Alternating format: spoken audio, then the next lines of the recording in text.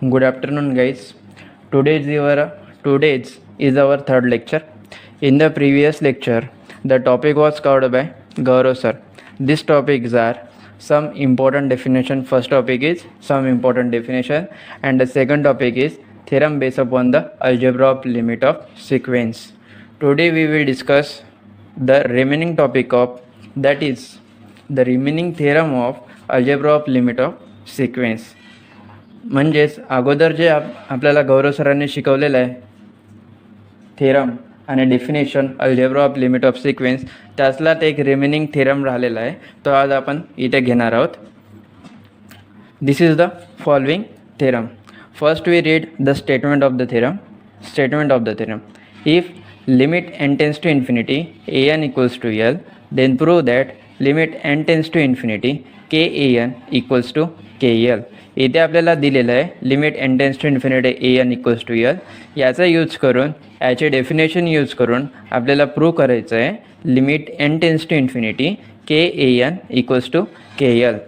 Theorem solve करण्याआधी आपण त्याचा बेसिक आयडियाज, म्हणजे थेरममध्ये काय काय गिवन आहे, काय प्रूव्ह करायचं आहे, कशाच्या हेल्पने आपण प्रूव्ह करणार आहे, ते आपण इथे बघून घेऊ.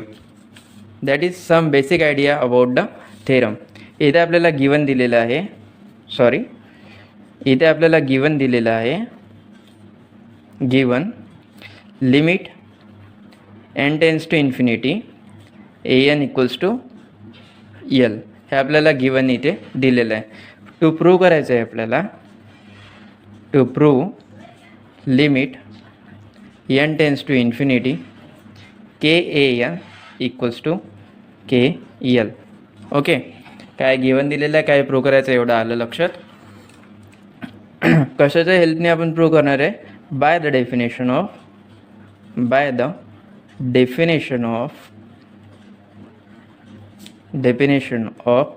Limit of sequence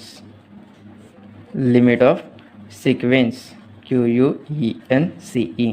limit of सिक्वेन्सची डेफिनेशन म्हणजे काय. आता limit n tends to infinity an equals to l दिलेलं आहे, तर definition of limit of sequence काय सांगते आपल्याला, for every epsilon is greater than 0 there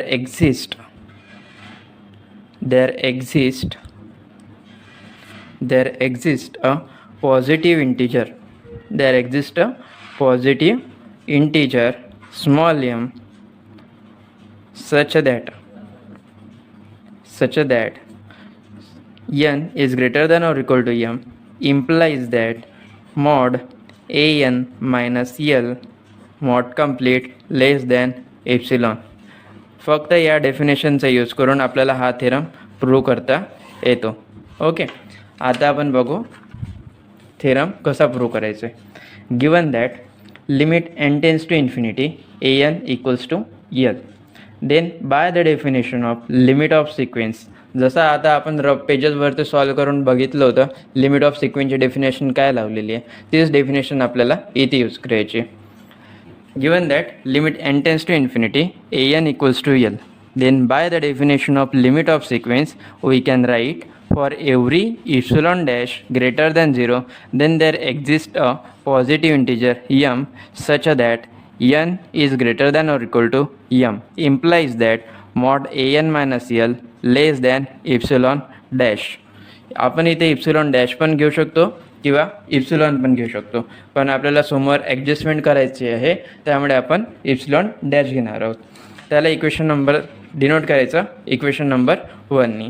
इथे आपल्याला प्रूव्ह करायचं आहे, to prove limit n tends to infinity kan equals to kl. त्याचं आपण इथे लिहिलेलं आहे.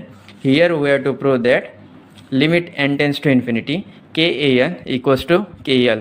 In word कसं लिहाल, by the definition of limit of sequence we can write for every epsilon is greater than 0 there exists a positive integer m such that n is greater than or equal to m, implies that mod kan minus kl less than epsilon. याला आपण देऊ equation number 2. आता आपण prove करू theorem. Prove करण्यासाठी आपल्याला consider करावं लागेल mod of kan minus kl. To prove the theorem, let's consider mod K A N minus K L. आता इथे के दोन्ही ठिकाणी आहे, त्यामुळे आपण इथून के कॉमन काढू शकतो. तर नेक्स्ट स्टेप येईल आपली mod K A N minus K L implies that mod K काढला common in bracket A N minus L bracket complete mod complete. आता इथे आपल्याला मॉड सेपरेट करायचं आहे by the properties of separation of mod. जेव्हा mod separate होत असतो तेव्हा त्याच्या साईन ही लेस दॅन साईन होतात. ओके, त्यामुळे less than or equal to mod K into mod A N minus L. But from the equation वनमध्ये काय पाहिलं आपण, यन हा ग्रेटर आहे यमपेक्षा, देन इम्प्लाइज होते mod A N minus L less than epsilon dash. म्हणजे mod A N minus L याला आपण काय लिहू शकतो, लेस दॅन इप्सिलॉन डॅश असं आपण लिहू शकतो. सो नेक्स्ट पेजवर आपण बघू. We can write mod K A N minus K L less than mod K into epsilon dash. Equation number 3 याला आपण डिनोट करतो आहे इक्वेशन नंबर 3ने. चूजिंग इथे आपल्याला चूज करायचं आहे इप्सिलॉन डॅशची व्हॅल्यू. इप्सिलॉन डॅशची व्हॅल्यू घ्यायची इथे epsilon upon mod K. Choosing epsilon dash equals to epsilon upon mod k, substituting the value of k dash. Substituting the value of epsilon dashची value equation number 3 मध्ये substitute करायची. Substituting the value of epsilon dash in equation number 3, then we get ही epsilon डॅशची value equation number 3 मध्ये substitute केल्यानंतर आपल्याला काय मिळते, mod K A N minus K L mod complete less than mod K into epsilon upon mod K. इथे mod के आणि mod के हा कॅन्सल होईल. खाली नेक्स्ट स्टेप मिळेल आपल्याला mod K A N minus K L less than epsilon. Okay, then by the definition of limit of sequence, तीच definition जे आपण रफ वर्क करताना बघितली होती यूज करायची इथे. Then by the definition of limit of sequence the above statement can be written as for every epsilon is greater than 0 there exists a positive integer m such that n is greater than or equal to m implies that mod k a n minus k l less than epsilon. Therefore we have, by using this definition we can write limit n tends to infinity k a n equals to k l. hence prove. इथे आपला theorem prove झाला. आपल्याला काय given होतं, limit N tends to infinity A N equals to L हे आपल्याला given होतं. याला लावली आपण डेफिनेशन कशाची लावली, लिमिट ऑफ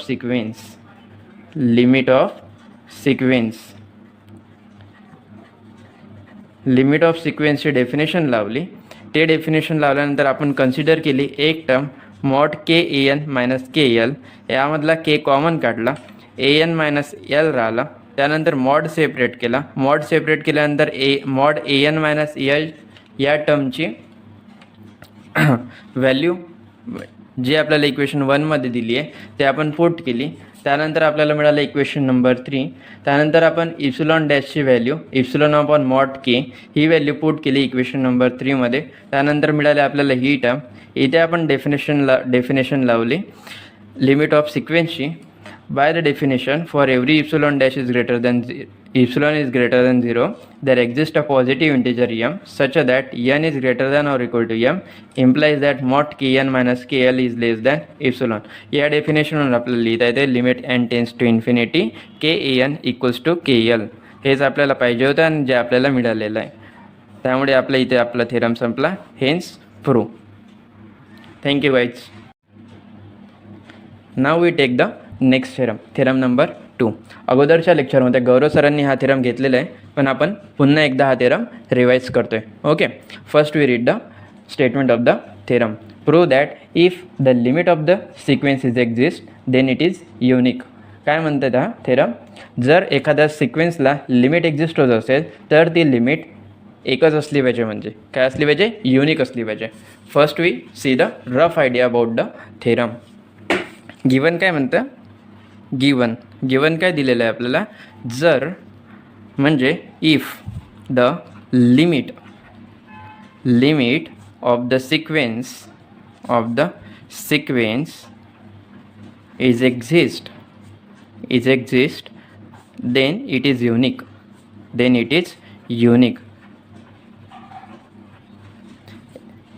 समजा एखादी आपण सिक्वेन्स घेतली AN, जर याला लिमिट एक्झिस्ट होत असेल, लिमिट एक्झिस्ट होणे म्हणजे limit n tends to infinity equals to L. समजा सिक्वेन्स ANची L ही लिमिट आहे, तर L हा युनिक असला पाहिजे म्हणते, म्हणजेच या सिक्वेन्स ANला दुसरा लिमिट नसला पाहिजे.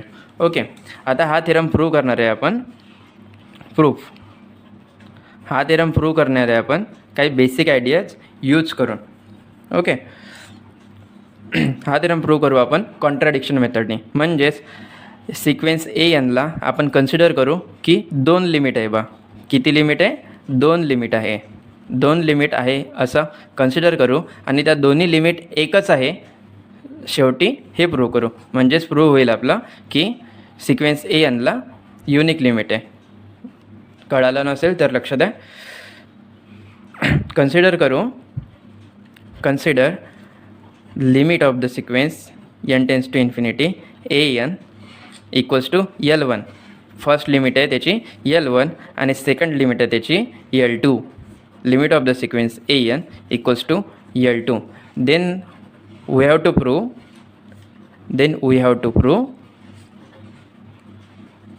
L1 equals to L2. ठीक आहे. आता याला प्रूव्ह करताना आपल्याकडे फर्स्ट कन्सिडर करू आपण L1 इक्वल्स टू L2. जर L1 इक्वल्स टू L2 हे जर कन्सिडर करून जर आपण प्रूव्ह करतो म्हटलं तर थेरम ट्रिवियली प्रूव्ह तो तसाच प्रूव्ह होऊन जाईल. ओके, बट सो आपण कन्सिडर करू L1 is not equals to L2, तेव्हा आपण थेरम प्रूव्ह करू. चला येऊ आपण आपल्या थेरमवरती. पुन्हा एकदा स्टेटमेंट वाचून घेऊ आपण थेरमचं स्टेटमेंट काय म्हणते? Prove that if the limit of the sequences exist then it is unique. Proof.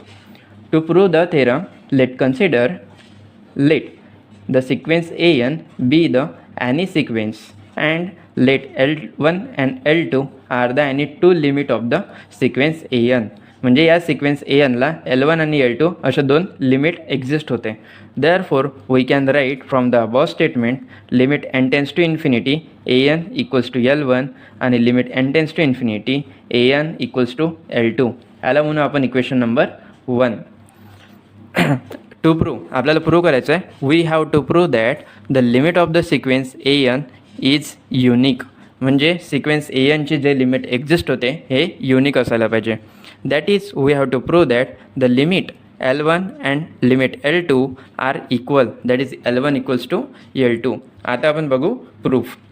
If we assume L1 equals to L2, जर आपण limit L1 equals to L2 जर ॲझ्युम केली द थेरम इज ट्रिवियली प्रूव्ह. तो तसाच prove होऊन जाईल, आपल्याला prove करायचं कामच राहणार नाही. त्यामुळे आपल्याला L1 इक्वल्स टू L2 हे ॲझ्युम करता येणार नाही. So therefore let's suppose that L1 is not equals to L2. L1 आणि L2 सारखे नाही आहेत हे आपण कन्सिडर करू. Therefore L1 is not equals to L2 then L1 minus L2 is not equals to 0. L2 जर या साईडला घेऊन आला L1 आणि L2 या डिफरंट व्हॅल्यू आहेत, त्यामुळे त्यांचं सबस्ट्रॅक्शन केल्यानंतर हा कधीच 0 येणार नाही, एखादी व्हॅल्यूज येईल तिथे. त्यामुळे आपण लिहू शकतो L1 minus L2 is not equals to 0. जर त्याचा डिफरन्सच हा 0 येऊ शकत नाही तर त्याचा मॉड घेतला तरी तो नॉन झिरोच राहील. त्यामुळे mod L1 minus L2 is not equals to 0. Let epsilon is sufficiently small positive number such that mod L1 minus L2 is greater than epsilon. त्याला म्हणू आपण इक्वेशन नंबर 2. त्यानंतर आपण कन्सिडर केले एक इप्सिलॉन व्हॅल्यू कसा असला पाहिजे? या मॉडपेक्षा लहान असला पाहिजे. मॉडच्या व्हॅल्यूपेक्षा इप्सिलॉनची व्हॅल्यू हे लहान असली पाहिजे. म्हणजेच आपण काय लिहू शकतो? Let epsilon is a sufficiently small positive number such that mod L1 minus L2 is greater than epsilon. Denote this equation by 2. Next page. But from equation 1 we have limit n tends to infinity AN equals to L1. Equation 1 काय सांगते आपल्याला? Limit n tends to infinity AN equals to L1 आहे म्हणते. By the definition of limit of सिक्वेन्सचे definition use करून आपण या टर्मला कसं लिहू शकतो? By definition of limit of sequence for every epsilon by 2 greater than 0 there exist a positive integer m such that n is greater than or equal to m implies that mod an minus L1 less than epsilon by 2. याला आपण denote करू equation number 3 ने. Also from equation 1 we have, हे आपण लिहिलं limit L1साठी. आता आपल्याला लिहायचं आहे लिमिट L2साठी. इथे दिसते सर्वांना लिमिट L2. आता आपण डेफिनेशन लावू लिमिट ऑफ सिक्वेन्सची लिमिट L2साठी. By the definition we can write for every epsilon by 2 greater than 0 there exists a positive integer m such that n is greater than or equal to m implies that mod an minus L2 less than epsilon by 2. याला आपण denote करू equation number 4 ने. हे आलं लक्षात. Equation number 3 आणि equation number 4 आपण कशावरून लिहिलं, हे आपण लिहिलं डेफिनेशन ऑफ लिमिट ऑफ सिक्वेन्सचा यूज करून. Now we choose mod of L1 minus L2 equals to mod L1 minus an plus an minus L2 mod complete. आता बघा L1 minus L2 याला आपण असं पण लिहू शकतो, कारण मायनस an प्लस an हे एकमेकाला कॅन्सल करतील. त्यामुळे राहील इथे L1 मायनस L2. हे एकमेकाला कॅन्सल केल्यानंतर काय राहील इथे mod L1 मायनस L2. हीच टर्म राहील. म्हणजे हीच टर्म आपण इथे लिहिली, फक्त ॲडजस्टमेंट एवढी केली की मायनस an प्लस an ही टर्म ॲड केली. आता ही टर्म ॲड केल्यानंतर यातली पेअर बनवून हा मॉड आपल्याला ब्रेक करायचा आहे. मॉड ब्रेक करताना आपण मगाशी या आधीच्या लेक्चरमध्ये सांगितलं होतं, मॉड ब्रेक करताना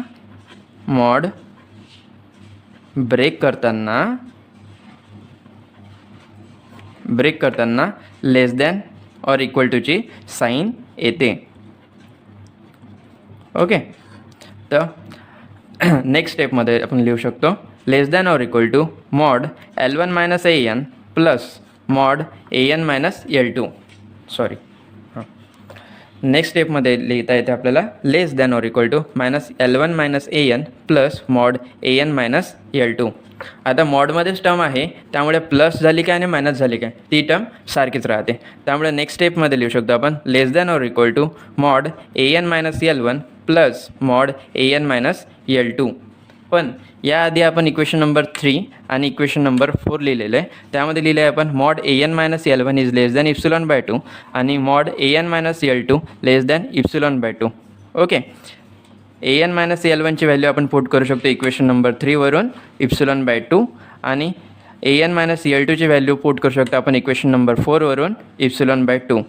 त्यानंतर epsilon by 2 plus epsilon by 2 ही व्हॅल्यू होते 2 इप्सिलॉन बाय 2. 2 कॅन्सल राहते आपला epsilon. Therefore less than epsilon. Mod L1 minus L2 less than झाली इप्सिलॉन. याला इक्वेशन नंबर दिला आपण 5th. फ्रॉम इक्वेशन 2 आणि 5, इक्वेशन नंबर 2 तुम्ही व्हिडिओ बॅक घेऊन थोडा बघून घ्याल. इक्वेशन नंबर 2 कुठे मी दाखवून देतो तुम्हाला. इक्वेशन नंबर 2 आपण लिहिलं होतं या प्रकारचं mod L1 minus L2 is greater than epsilon. हा झाला होता आपला इक्वेशन नंबर 2. ओके, आता इक्वेशन नंबर 5 म्हणते mod L1 minus L2 less than epsilon. Equation number 2 मध्ये म्हणते ग्रेटर दॅन इप्सिलॉन, इथे म्हणते लेस दॅन इप्सिलॉन. पण हे कधी पॉसिबल राहू शकत नाही. त्यामुळं from equation 2 and 5 it gives the contradict करते आपलं, कारण की एकच टर्म ही कोणापेक्षा लहान आणि कोणापेक्षा मोठी नाही राहू शकत. It gives the contradiction. Therefore our assumption is wrong, that is L1 is not equals to L2 is wrong. आपण काय ॲझ्युम केलं होतं L1 हा L2 सारखा नसेल बा, दोन्ही वेगवेगळे असेल. पण हे ॲझम्पशन आपलं चुकीचं आहे. म्हणजेच आपलं काय बरोबर आहे L1 इक्वल्स टू L2. म्हणजे दोन्ही लिमिट ज्या एक्झिस्ट होते सिक्वेन्सला या सारख्या आहेत. Therefore if the limit of the sequence is exist then it is unique. जे आपल्याला प्रूव्ह करायचं होतं. काय प्रूव्ह करायचं होतं, जर एखाद्या सिक्वेन्सला लिमिट एक्झिस्ट होत असेल तर त्या युनिक असल्या पाहिजे. देअरफॉर तेच लिहिलेलं आहे आपण, if the limit of the sequence is exist then it is unique, hence prove. The second theorem is completed. Thank you.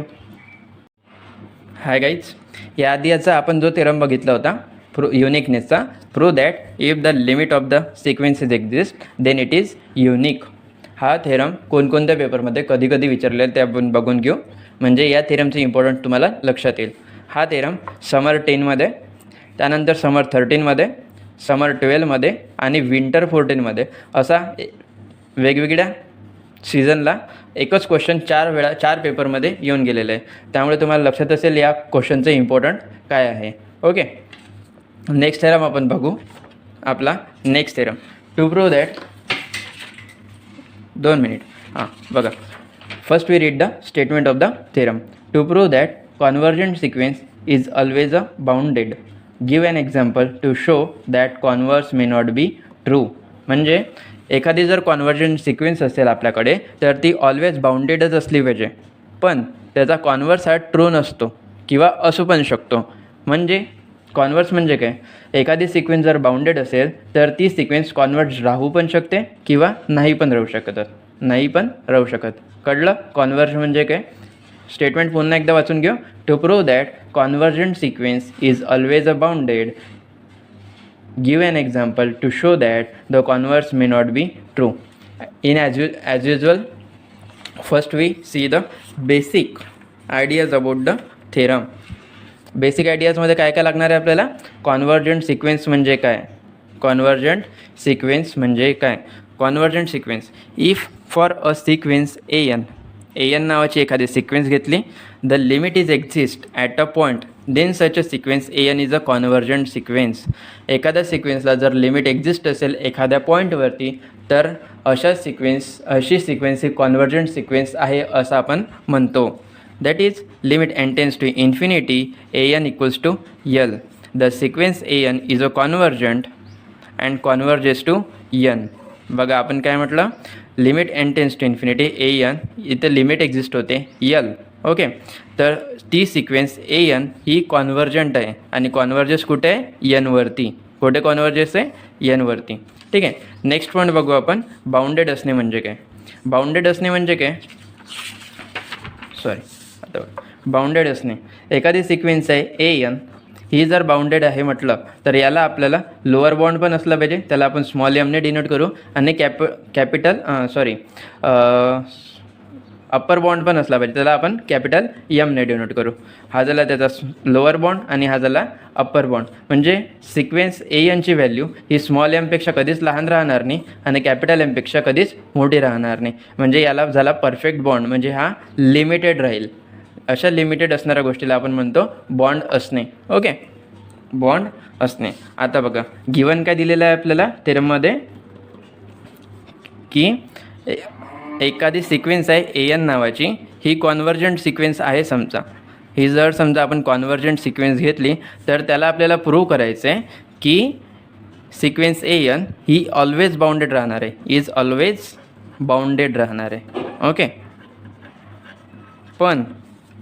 पण त्याचा कॉन्वर्स कधीच ट्रू होणार नाही किंवा ट्रू पण होऊ शकतं. त्याचा कॉन्वर्स हा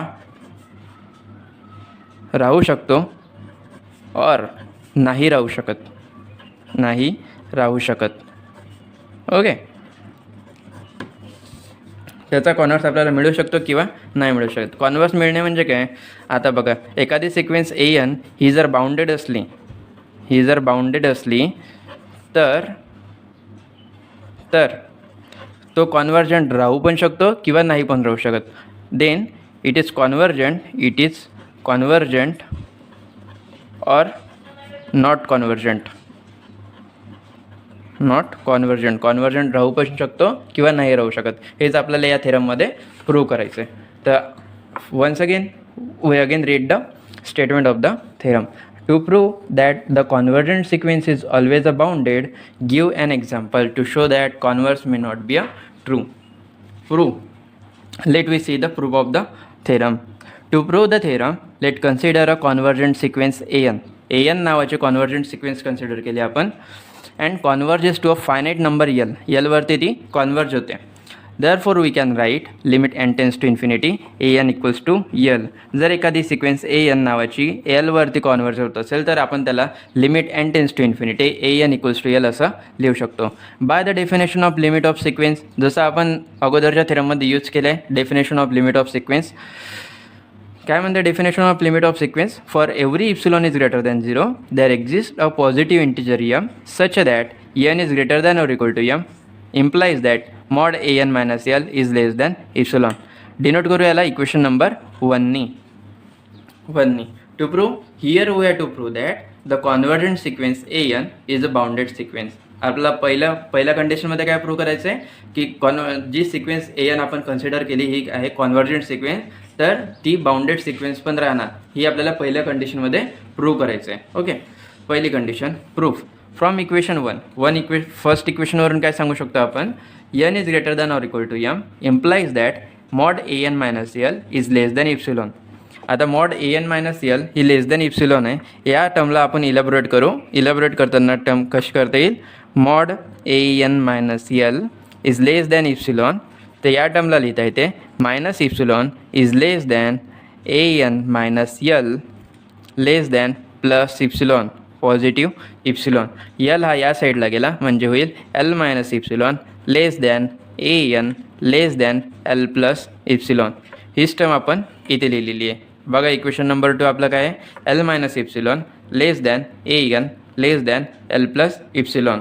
हे कुठून लिहिलं आपण, इक्वेशन नंबर 1 वरून. इक्वेशन नंबर 2 आलं लक्षात. Let us take a number K small K and capital K such that small K denotes the minimum value from A1 A2 A3 up to the L minus epsilon. L minus इप्सिलॉनपर्यंतच्या ज्या minimum value आहेत ए एनच्या त्या आपण denote करू small केनी. कशाने, small केनी. Next term the capital K. Capital K denote the maximum value of A1 A2 A3 up to the A4 A5 up to the L plus epsilon. या टर्ममधला maximum value denote करू आपण capital केनी. From 2 and 3, from this 2 and this equation 3 we can write L minus इप्सिलॉनच्या ठिकाणी आपण लिहू शकतो स्मॉल के आणि एल प्लस इप्सिलॉनच्या ठिकाणी लिहू शकतो आपण कॅपिटल के. तीच आपण इथे लिहिलं आहे, small K is less than A N is less than capital K. Okay, एवढं आलं लक्षात.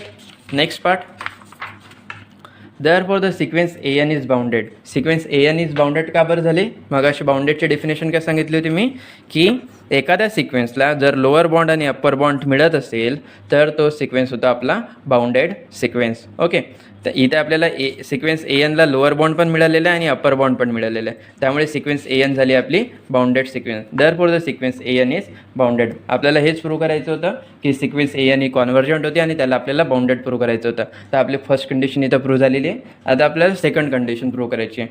But the converse of the above theorem need not be true. याचा कॉन्व्हर्स म्हणजे सिक्वेन्स एन जर बाउंडेड असली, इथे आपल्याला प्रूव्ह करायचं होतं. फर्स्ट कंडिशन आपली प्रूव्ह झाली होती. आता आपल्याला प्रूव्ह करायची होती आपली सेकंड कंडिशन. सेकंड कंडिशन म्हणजे कोणती, जर सिक्वेन्स एन ही जर बाउंडेड असेल तर तो कॉन्व्हर्जंट होतो की नाही हे बघायचं होतं. ओके, ते आपण बघणार आहे. But the converse of the above theorem need not be true. इथंच सांगून दिलं आहे की त्याचा कॉन्व्हर्स हा पॉसिबल होत नाही किंवा ट्रूच होत नाही. That is the bounded sequence may not be a convergent. May not be a convergent राहू शकत नाही. मे नॉट बी म्हणजे राहू शकतो किंवा नाही राहू शकत असं. याला आपण एक्झाम्पल घेऊन सॉल्व करू. For example an equals to -1 to the power n. आता यांचा पॉवर आपण वाढवत जाऊ. यांचा पॉवर 1 घेतला देन येईल आपला -1, 2 घेतला 1 येईल, 3 घेतला अगेन -1, 4 घेतला अगेन 1. हीच अल्टरनेट टर्म आपल्याला मिळत जाईल. -1 1 -1 1 -1 1 अगेन आपल्याला अशा टर्म मिळत जातील जिथपर्यंत आपण यांचा पॉवर वाढवत जाऊ. Hence the sequence is bounded because sequence कशी आहे, बाउंडेड आहे. का बरं, कारण सिक्वेन्स एनला -1पेक्षा सिक्वेन्स एनची -1 आणि 1 यामध्येच व्हॅल्यू मिळत आहे. यापेक्षा जास्त मिळत नाही आहे आणि यापेक्षा 1पेक्षा जास्त पण मिळत नाही आणि -1पेक्षा कमी पण व्हॅल्यू मिळत नाही आहे. त्यामुळे सिक्वेन्स एन कशी झाली, बाउंडेड सिक्वेन्स झाली. But the sequence N is not a convergent. But sequence जी एन आहे ही कॉन्व्हर्जंट सिक्वेन्स होत नाही because it's odd term converges to -1. ज्या ऑड टर्म आहे -1 ही ऑड टर्म, ही ऑड टर्म, नेक्स्ट येणारी ऑड टर्म ही -1 वरती कॉन्व्हर्ज होत आहे. आणि ज्या इव्हन टर्म आहेत, इव्हन टर्म 2 नंबरची, 4 नंबरची, 6 नंबरची ज्या टर्म आहेत it's even term converges to +1 वरती कॉन्व्हर्ज होते. त्यामुळे सिक्वेन्स एन हा एका पॉईंटवरती कॉन्व्हर्ज नाही होते. And hence this sequence N is a finitely oscillatory म्हणजे की एकच सिक्वेन्स ही 2 वेगवेगळ्या पॉईंटवरती जर कॉन्व्हर्ज होत असेल अशा सिक्वेन्सला आपण ऑसिलेटरी सिक्वेन्स म्हणतो. अशा सिक्वेन्सला आपण काय म्हणतो, ऑसिलेटरी सिक्वेन्स म्हणतो. बघा डेफिनेशन इथं दाखवून देतो तुम्हाला मी. Oscillatory sequence, if the sequence having more than one limit such a sequence are called as oscillatory sequence and if the oscillatory sequence is a bounded. जर ऑसिलेटरी सिक्वेन्स कशी असेल, बाउंडेड असेल, then it is called as the finitely oscillatory sequence. Finitely oscillatory sequence. हेच आपल्याला prove करायचं होतं. Second condition आपल्याला काय प्रूव्ह करायची होती, की जर बाउंडेड सिक्वेन्स आपल्याला मिळत असेल तर ती सिक्वेन्स कॉन्व्हर्ज राहू पण शकते किंवा नाही पण राहू शकत. आपल्याला प्रूव्ह झालेलं आहे की बाउंडेड सिक्वेन्स ही कॉन्व्हर्ज राहू पण शकते किंवा नाही पण राहू शकत. ठीक आहे, हेन्स प्रूव्ह.